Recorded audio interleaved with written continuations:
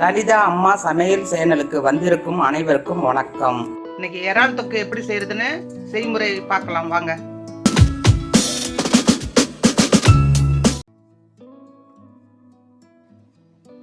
ஒரு கிலோ இறா க்ளீன் பண்ணி அந்த இதெல்லாம் எடுத்துட்டு மஞ்சத்தூள் போட்டு கழுவி எடுத்து வச்சிருக்கேன்.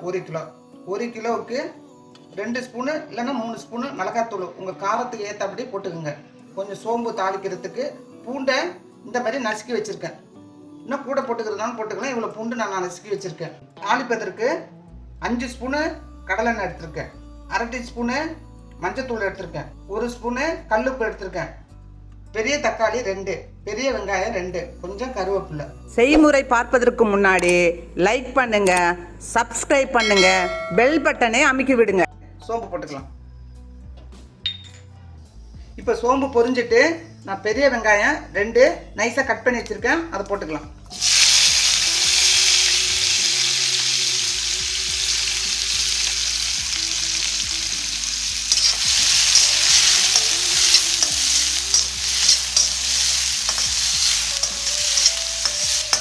இந்த வெங்காயம் வதங்குறதுக்கு இதில் உப்பு போட்டுக்கிறேன். வெங்காயம் வதங்குறதுக்கு உப்பு போட்டுக்கிறேன்.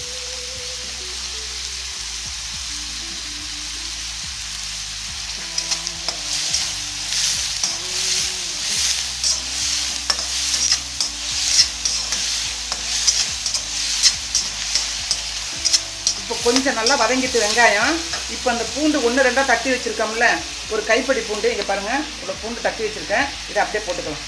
முன்கூட்டியே பூண்டு போடக்கூடாது.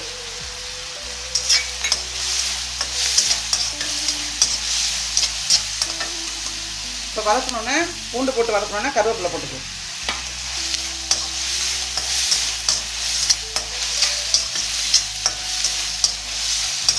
நல்லா வதக்கி விடுங்க. இதுக்கு கொஞ்சம் எண்ணெய் தாராளமாக இருக்கணும், அதனால தான் கொஞ்சம் நிறைய எண்ணெய் ஊற்றிருக்கேன். இதுக்கு வேறு எந்த தூளும் இது பண்ண, வெறும் தனி மிளகாத்தூள் மட்டும்தான் சேர்க்கணும், கொஞ்சம் மஞ்சத்தூள், இல்லைன்னா அந்த இறை டேஸ்ட் வராது. இப்படியே கொஞ்சம் நேரம் ஒரு 2 நிமிஷம் 3 நிமிஷம் இப்படியே வதக்கிட்டே இருங்க. ஸ்டவ் கொஞ்சம் மீடியமில் இருக்கட்டும்.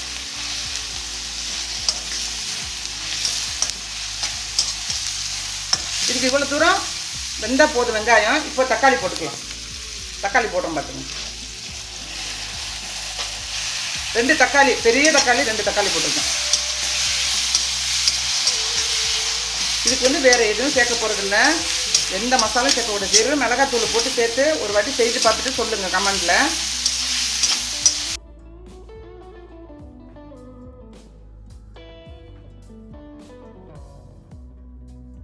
இப்படி கொஞ்சம் நல்லா வதக்கி விட்டுட்டு கொஞ்சம் மூடி வைக்கலாம்.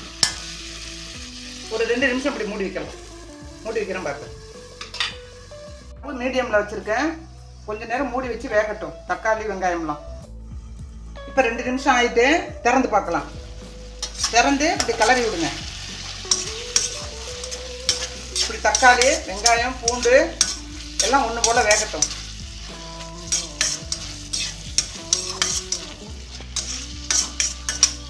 பூண்டு முன்னாடியே போடக்கூடாது, கொஞ்சம் வெங்காயம் வதங்கின பிறகு தான் பூண்டு போடணும். இப்போ கொஞ்சம் நல்லா தக்காளி எல்லாம் வதங்கிட்டு இப்போ மஞ்சத்தூள் போட்டுக்கலாம். பாருங்கள், மஞ்சத்தூள் போட்டுக்கலாம்.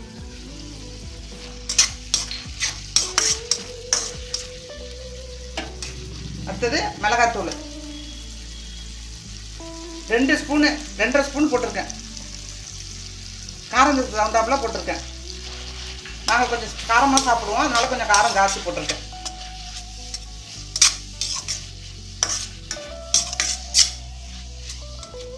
கொஞ்சம் நல்லா வதங்கட்டும். வெங்காயமும் தக்காளி மிளகாத்தூள் எல்லாம், தனி மிளகாத்தூள் எல்லாம் வதங்கட்டும். தண்ணி ஊற்றக்கூடாது. இப்போ இது கொஞ்சம் நேரம் மறுபடியும் கொஞ்சம் நேரம் அப்படியே மூடி வச்சு வேகட்டும். பச்சை வாசனை போட்டு மிளகாத்தூள். இப்போ 1 நிமிஷம் ஆயிட்டு இப்போ திறந்து பார்க்கலாம். திறந்தே இப்படி கிளறி விடுங்க. இது மாதிரி எண்ணெய் பிரிஞ்சு வரும். இப்போ இறாவை போடலாம். இறாவை மஞ்சத்தூள் போட்டு க்ளீன் பண்ணி வச்சுருக்கேன். 1 கிலோ. இந்த மேலே இதெல்லாம் எடுத்துடணும். இது மேலே ஒரு இது மாதிரி இருக்கும், ஒரு நூல் மாதிரி இதில் வரும், அது குடலுன்னு சொல்லுவாங்க. அதை எடுத்துடணும். நல்லா க்ளீன் பண்ணிவிட்டு இதில் மஞ்சத்தூள் போட்டு அலசினாலே போதும். இப்போ போடுறோம் பாருங்கள்.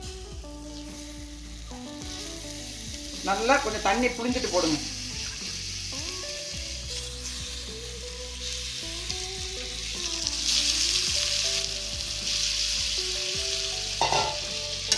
இப்போ நல்லா கிளறி விடலாம்.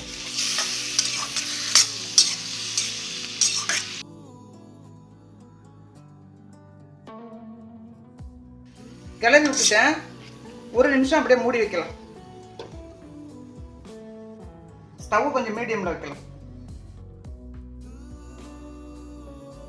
ஒரு நிமிஷம் ஆயிட்டு கிளறி விடலாம். அதுவே தண்ணி வரும். நம்ம தண்ணி ஊற்ற வேண்டியதில்லை. வேணும்னா கொஞ்சம் தண்ணி ஊற்றிக்கலாம். இங்க பாருங்க, இன்னும் ஒரு 10 நிமிஷம் வந்தால் போதும். இந்த மாதிரி நல்லா கிளறி விடுங்க.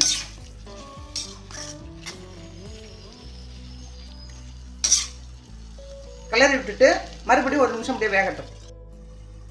இப்போ மூடி வச்சு ஒரு 5 நிமிஷம் வேகட்டும். ஸ்டவ் கொஞ்சம் ஹைல வைக்கலாம். பாருங்க, இப்போ பாருங்க எப்படி ஒத்துமையா வேகுதுன்னு பாருங்க. அடி பிடிக்காம இடையில கிண்டி விட்டுக்குங்க. இப்போ ஒரு வாட்டி மூடியை திறந்து கிண்டி விடலாம். இந்த பாருங்க இப்படி வேகணும். தண்ணி நான் ஊற்றவே இல்லை.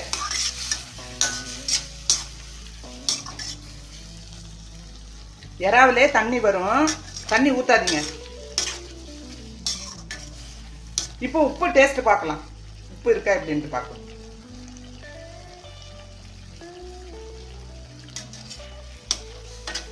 எனக்கு கொஞ்சம் உப்பு பத்தலை. இன்னும் கொஞ்சம் உப்பு போட்டுக்கிறேன். உப்பு பத்தலை, கொஞ்சம் தேவைப்படுது, உப்பு போட்டுக்கிறேன். நீங்கள் கல் உப்பும் போட்டுக்கலாம், சாதா உப்பும் போட்டுக்கலாம். இந்த எறா தொக்கு செய்கிறதுக்கு 10 நிமிஷம் இருந்தாலே போதும். 10 நிமிஷம் இருந்தாலே போதும். ரொம்ப வேக வைக்கக்கூடாது. அது ரப்பர் மாதிரி வந்துடும். பாருங்க, எண்ணெயெல்லாம் தனியாக பிரிஞ்சு வருது பாருங்க. இது இப்போ கொஞ்சம் மூடிச்சு வைக்கலாம்.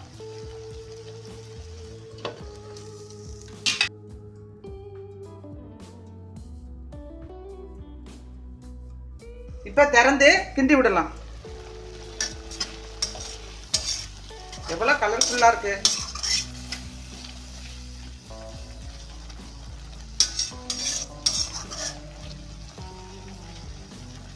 நான் தண்ணியே ஊற்றலை.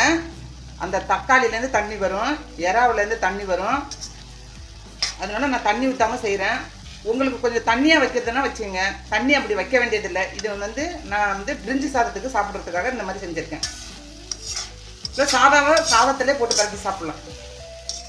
இது சப்பாத்திக்கும் நல்லாயிருக்கும், ரொம்ப நல்லாயிருக்கும். இட்லிக்கு, தோசை எல்லாத்துக்குமே நல்லாயிருக்கும். இப்போ மறுபடியும் மூடி வைக்கலாம். மொத்தம் 10 நிமிஷம் போதும். அதுக்கு மேலே நீங்கள் வேக வைக்க வேண்டியதில்லை, இல்லைன்னா நல்லா இருக்காது.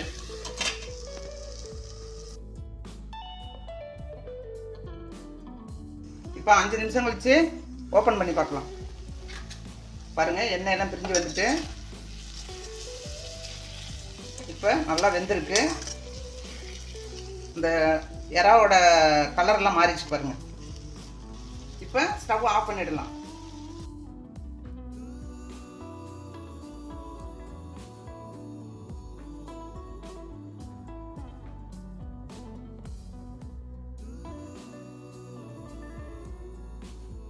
சுவையான இறால் தொக்கு ரெடி. எங்கள் ஊரில் இறால்னு தான் சொல்லுவோம். நான் சொன்ன மாதிரி செய்து பாருங்கள். இறால் தொக்கு சூப்பராக இருக்கும். இந்த இறால் தொக்கு சுடு சாதம், தோசை, சப்பாத்தி, இட்லி, பிரிஞ்சி சாதம், பிரியாணி எல்லாத்துக்கும் சுவையாக இருக்கும். நீங்கள் ஒரு வாட்டி செய்து பார்த்துட்டு எனக்கு கமெண்ட்டில் சொல்லுங்கள்.